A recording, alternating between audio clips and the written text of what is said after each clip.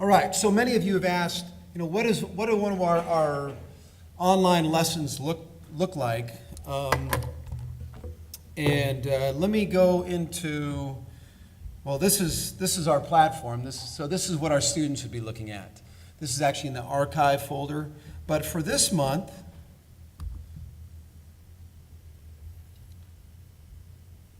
this is what they can bring up September drill list. Looks like this. And they have to schedule, so all 22 battalions and 3 shifts, 66 battalions essentially, are going to be on the same page. They'll be covering this same material, accessing it from their online device. And so that's where they get it. If I go into, this is the live fire training schedule, so we pull resources from all around the county on a daily basis from this week until the first week of November. And they come down and all they do is they look at this schedule, they know when they're coming, and they have to review some material online before they attend. In fact, if they hit this button right here, they have to go through the videos, and they've already seen these, but we want them to go through it again, and we want them to be sure that they can be able to discuss these things when they come and sit down and get this orientation before they put on their turnouts and perform in the drill. So going back to September, multi-casualty incidents. I get on duty, I look at the drill schedule, it says, oh, today we're going to do the MCI and MCI chest pack. So I know that I have to go in there, review the material, complete the test, and then the captain is going to host some kind of discussion for the day. So he may do that at 2, she may do that at 9. We usually work out in the morning. Typically it would be probably from 10 to noon or from 1 to 3 or sometime then. And they will then bring the stuff up. You'll have already gone through it, hopefully. And you'll click on these buttons, they'll watch the videos, and then they always have some form of PowerPoint, which in this case, this is an MCI PowerPoint. Doesn't apply to what we're doing here, but I'm going to go back and look at garage fires, and we're going to go through a real lesson. But I just wanted you to see what our folks are seeing today. So we have an individual that's dedicated to creating our PowerPoints, and he does a fabulous job. In fact, if you want to get in touch with him, I mentioned it out here in the lobby. You can give me a shout. But our stuff is very visual. That's our gig. We want to make sure that we attach ourselves to the learner the best we can. A lot of charts, a lot of pictures. I want to get to this one section here, just so they can see the organization. We want our folks to be able to visualize it when they're on scene. So that's that. So now let's go into some fire behavior stuff. And I can go down here into archive drills. So all the drills that we've hosted on this site over the course of the last 18 months, because we launched in January of 2013, are included in this list.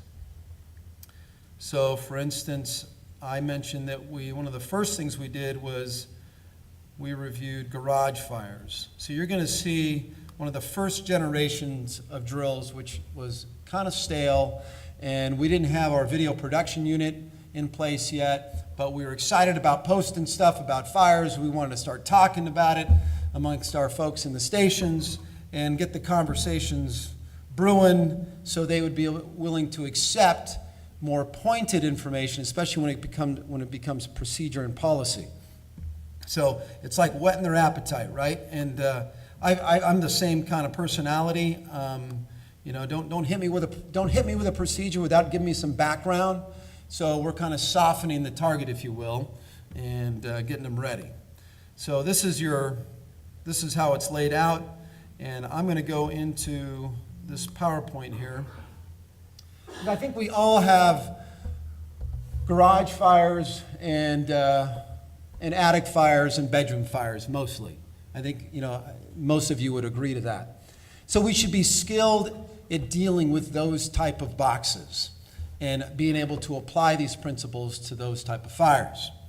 And this presentation, and we always post in PDF because it's easier for them to view it on their phones. And we reduce the size of it as well. So this one is very simple. Here's the drill objectives. Perform size up and initial command skills consistent with department policy. Employ appropriate tactics to address the incident priorities. Make proper hose line selection, stream placement, and positioning on hose line during fire attack. Establish and maintain adequate water supply. And demonstrate knowledge of properly securing utilities during a working structure fire. And lastly, we wanted them to go home with reviewing their grab lives procedures. Okay, so we ask a question. So if you can imagine yourself, you're in a fire station. You could be in Fire Station 36 or Fire Station 105 in LA County. You are now a member of our fire department. Congratulations. You're going to see this slide come up on the big screen. What are your initial actions? There you go. So rewind 2 years ago. What would you do? Give me a hand. Take yourself back 2 years ago before you had any of this knowledge. What would you want to do? What would the culture tell you to do? Go ahead and say it out loud, somebody. Take a line to the front. Which is in the front door, through the fire, where at? A lot of us would probably say, you know what? It's a big fire, but it may have extended inside. I got to go inside and push it to the outside. Would some of you have done that a few years ago? Some of you are nodding your head, yes. A lot of us taught our firefighters to do it that way. That, yeah, you were going to bypass fire, even though we told you not to bypass fire. But in this case, sometimes we would do it. So, so this is your classic garage fire, and we can only imagine what's in that garage. There's a lot of hazardous materials. Dan mentioned it in his talk. And we say there are many things to consider on a fire like this. Let's go through them. It all starts with the incident priorities. So again, we try to hammer these incident priorities. If it is all about life, then let's do things that are consistent with protecting life. The priority dictates the tactics employed by crews.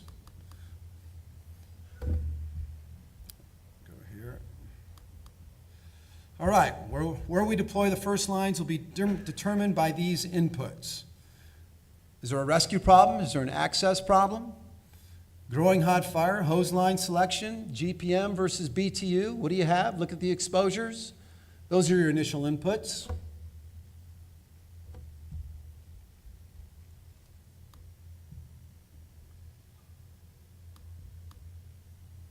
Oh, sorry about that.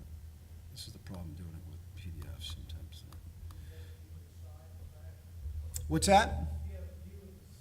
No, I don't have a view of the side or the back on this one. Nope. But I would like to get a 360 view of it. That might be difficult on a structure like this, especially if you have a dog in the back, right? But you could do something else to get a view of that seaside. What could you do?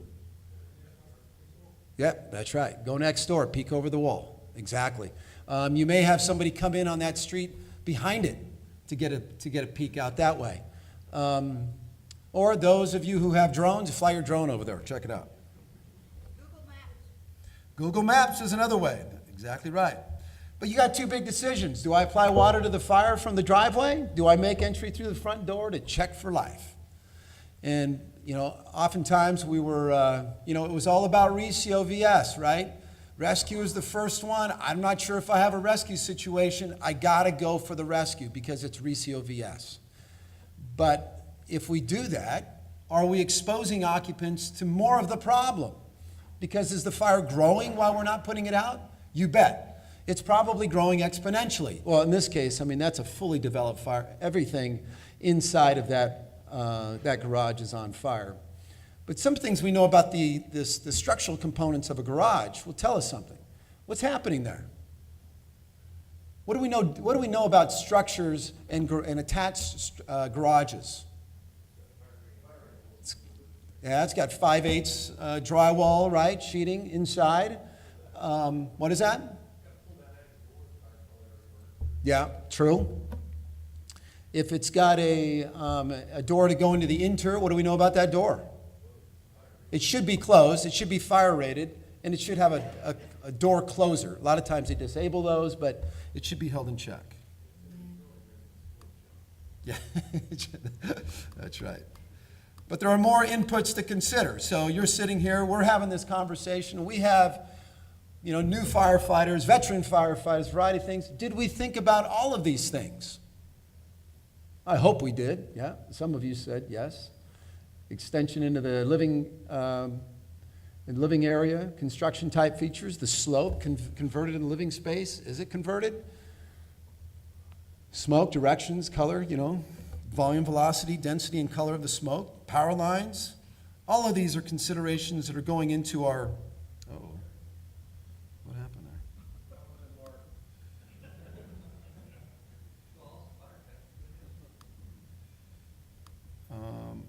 I don't know what happened to my slideshow. Oh, there it is. Okay. There we go.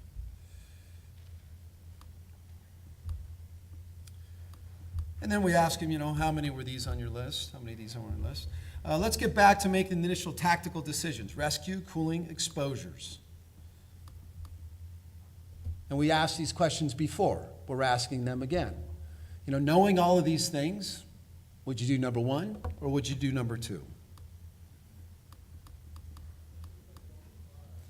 And it seems so obvious to us now, I think, but that's the odd thing. It really wasn't that obvious just a few years ago, because we would bypass it to get inside to handle the rescue component without handling the growing fire issue. So, what are the facts in this fire? And we know through UL and NIST research, big fire that is getting bigger and hotter, potential life problem, forcible entry, exposure. In fact, we don't even need UL and NIST to help us with those things. We know those to be the problems. So addressing the facts. It's all about the fire triangle, right? And I think that's what Dan taught us this morning, is you take away a leg of the fire triangle, and by golly, that fire will go out, or at least it will get smaller. But there's more, because the potential life problem, we can say, hey, determine the life problem based on these things: the time of day, cars in the driveway, all of these issues. So I'm going to fast forward some of these. Oh, here, let me get to this one here. So what are the other facts? Enter the living area to look for victims and fight the garage fire from the uninvolved to the involved, or apply water to reduce fire growth and then enter the living area. And it was interesting to see how much discussion this created within the fire department, putting this one slideshow out on the different questions that came out from it. Is this the way, should we go ahead and pull the deck gun out? Should we be taking the time to throw the deck gun on it? Or some folks would say, I would put the deck on it. I don't know why Jim wouldn't. And there was this controversy that occurred. So we try to spell it out to them pretty clearly. Because if you do choose to enter the living area, these are the considerations. And you can read them there. Fire continues to grow as you search for the victims inside. The flashover potential increases. And survivability profile of the victims will decrease, and of course that exposure threat will increase. But if you do number two, and you can see the colors change right there, red meaning watch out, and green meaning growth and life, then apply water to reduce the fire growth and then enter the living area, knock it down, cool it down, all that. Fire growth is limited to cooling. Flashover potential decreases, survivability profile increases, and of course, the exposure threat will decrease.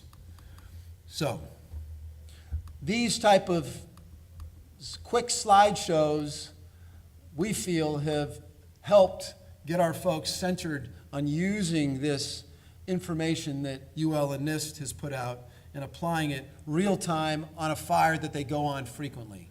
Garage fires are a frequent occurrence all around.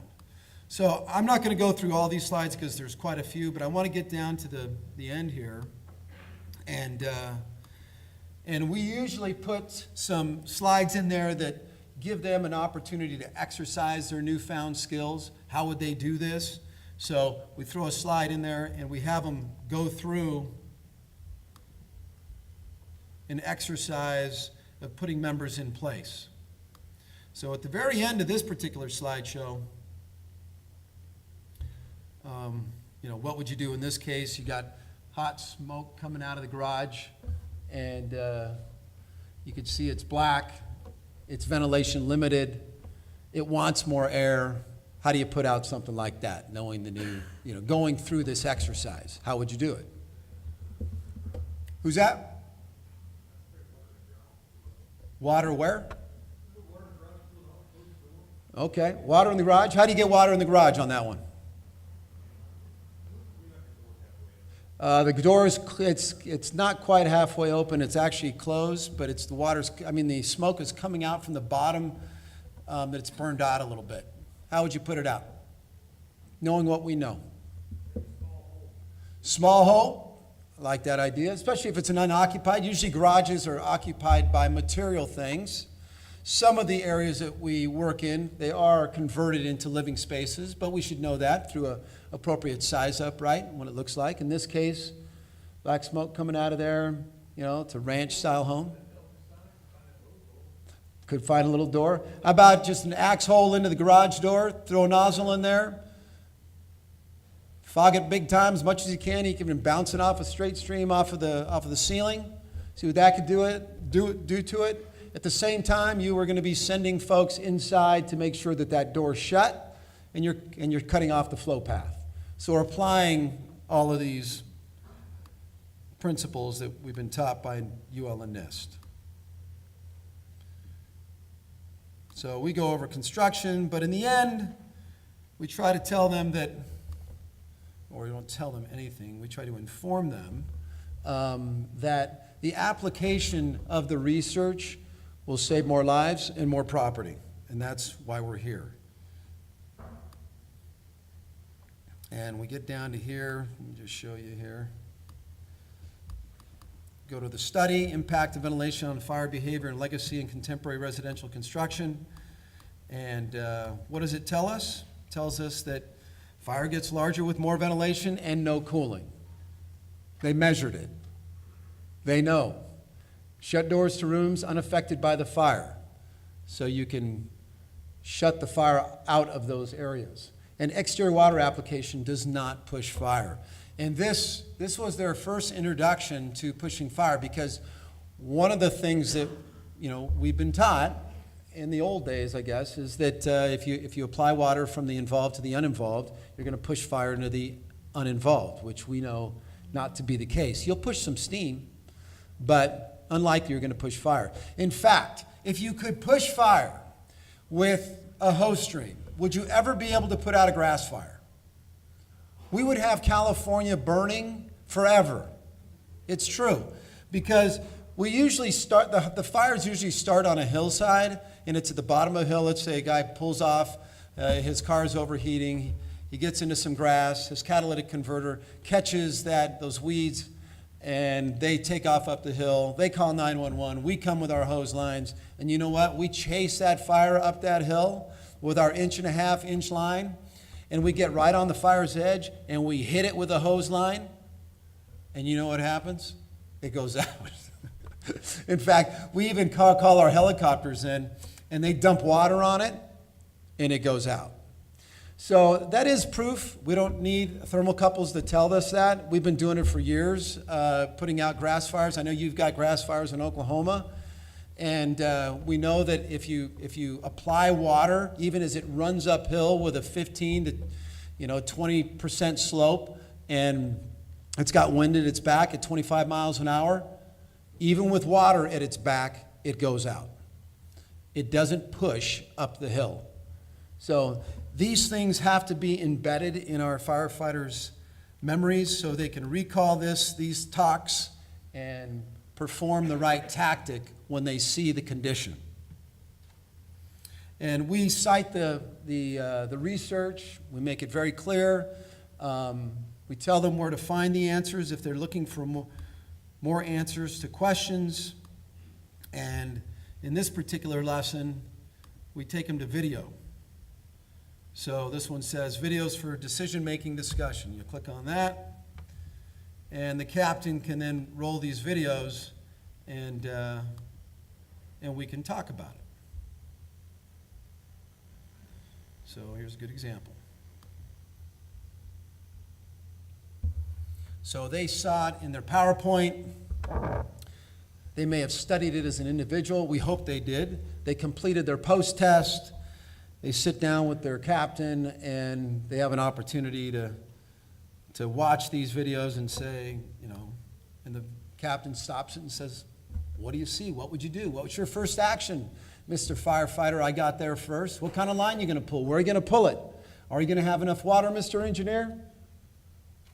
What are the decisions you're going to make? This is, looks like a car's in the driveway. Could be a rescue problem inside. It's daylight. Is there babies inside? Is it its daycare? What is it? How are you going to get inside and secure that area? Should you do that before you put out the fire? There's a lot of decisions to make. But you go back to the principles. And we're here to protect life, but at the same time, it's going to be difficult to protect life if you're searching without a hose. If you're searching with a hose line in a smoke-filled building that eventually is going to catch fire because you got a huge fire making its way through that structure, especially if you're leaving doors open. So, great opportunity to have a conversation with your crew members. Any comment about that? Let's look at this one. So let's see, I'm going to ask you, how can we apply what we've been taught to a fire like this?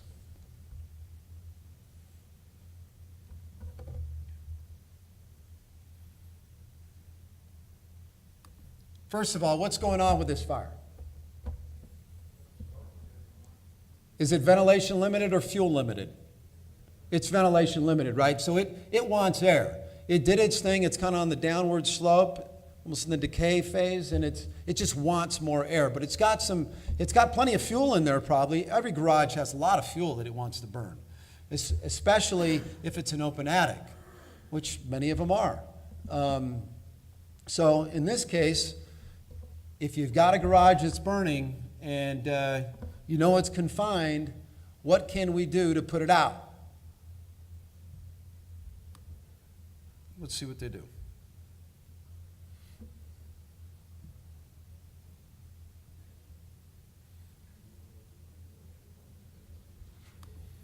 We've got cars in the driveway, so we may have a rescue problem inside. So hopefully we have sent firefighters inside, and they're controlling the flow path inside, because we don't want that interior man door to breach and then fire to get extended into that living space. We're clearing that, but in the meantime, we should be, focusing on this fire.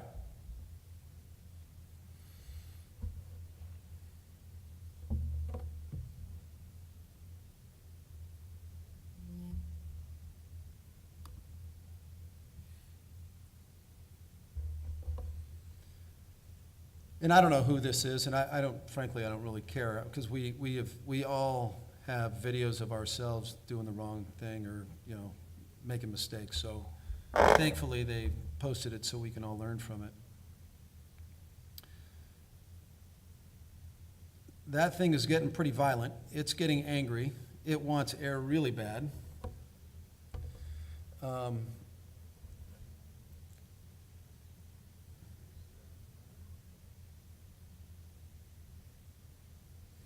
So far, we really don't have any coordination.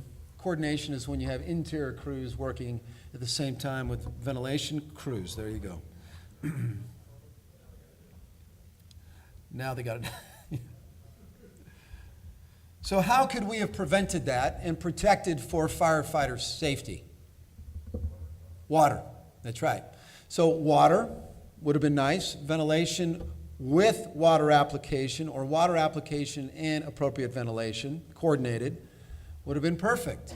So at times when we come on these garage fires and we're thinking, okay, we're going to send crews inside to make sure that there's, the life is evacuated and we rescue them. But at the same time, we have to have crews that are accessing that fire, and you can keep it ventilation limited. It's a small hole with an axe head, with the pick head axe on the into the garage door with a nozzle shoved in, fog stream it, bounce it off of some of the walls with a straight stream, whatever you can to get water into that area. And if I can keep it confined, even better.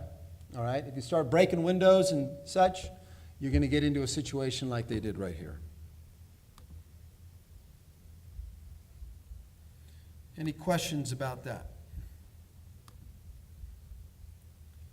All right, let me see. Let's try to do one more here.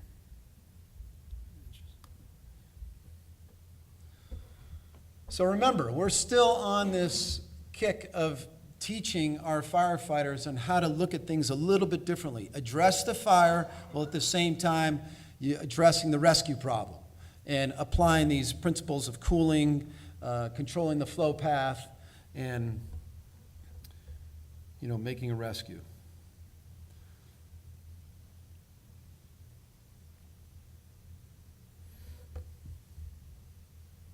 So is this any different from the others that we've seen? Maybe on the stage of fire development, right? But it's very similar. And if you have a garage there, make small access, keep it from getting too much air, apply the water, make your way inside. Oh, man, my fingers just are having a fit here.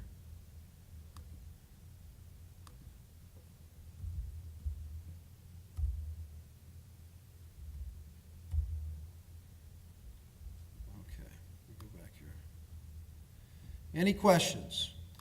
Questions on, this is just the way we do it. Is it the best way? No. It's a way. How do you get the message out? How do you change the perceptions of your firefighters? That's all dependent on what your culture is, how you're organized, and how you can get material out there. I know, UL has a lot of online programs that are available that are excellent. I would definitely advocate that all firefighters go through that. If you're more into the reading and you want to read 450 pages, read the whole report. But you don't have to do that. We've elected to condense things down and to make them, or to package them in such a way that they can access them easily, and that we can also track their performance as individuals. And the battalion chief can be involved in the learning and encourage the application of these principles and concepts in the field and be able to document that, because that's what you want. You want to. And Chief Clay, his presentation was excellent, because he said he has 50 different occurrences of these tactics being used, and he's tracking more, every day. That's what you need to look at that data and find, is the information being applied in the field, which is extremely critical. Anything that, because I'm sure we're going to break here in a moment, but before we break, any questions on the content, questions on how we did it, some of the things that maybe I haven't thought about that you want to share, things that you're doing? We're here to answer your questions. Or do you want to do questions like as we're getting a snack? Is everybody dying for the cookies? Why don't we do that?